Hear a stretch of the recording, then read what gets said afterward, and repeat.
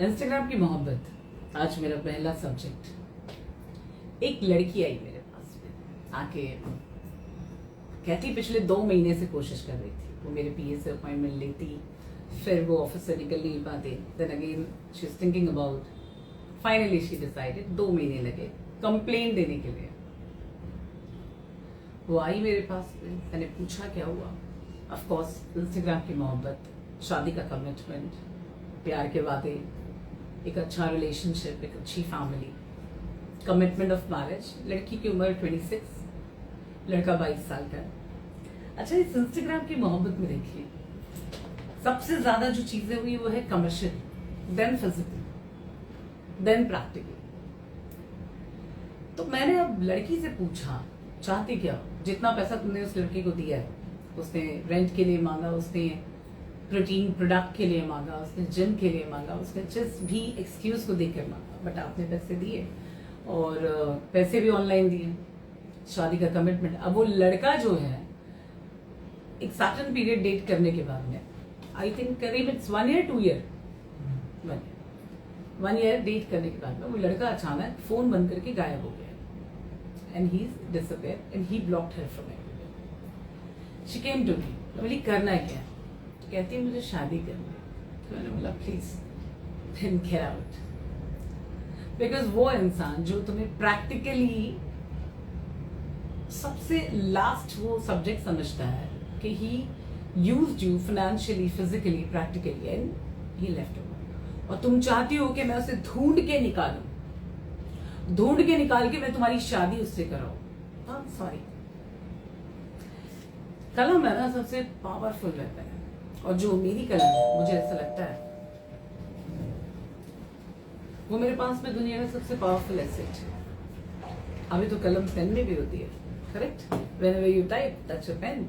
Yes, of course, the freedom of typing, freedom of writing, freedom of expressing yourself here in India now become a problem. Well, come back to Instagram love. वरना मैं topic से भटक जाऊंगी।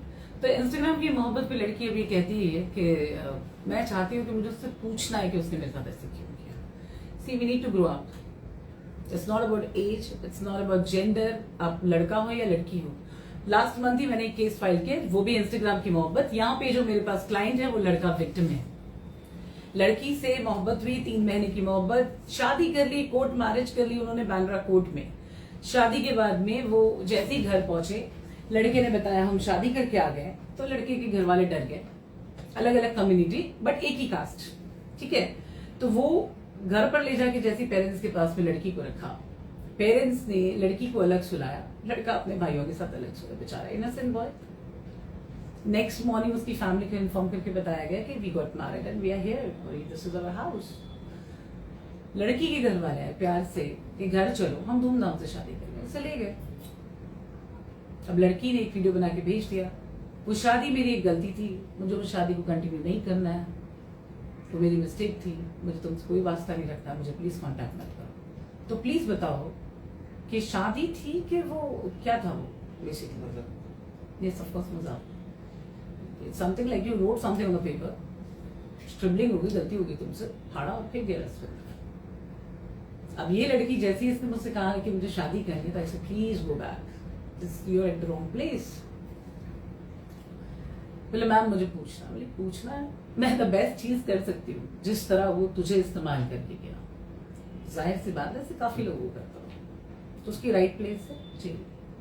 अगर कोई मेरा सगा भी होगा वो भी ये चीजों को करेगा तो मैं उसको भी ना बख्शूंगी। कि अगर तुम किसी लड़की को फिजिकली, प्रैक्टिकली, फाइनेंशियली यूज कर रहे हो by the statement of getting married और तुम अचानक गायब हो जाते हो, तो तुम्हें तो है ना तुम्हारे कमर पे जब तक का सरकारी डंडों की तारीफ ना पड़े ना, तो मुझे सुकून नहीं है।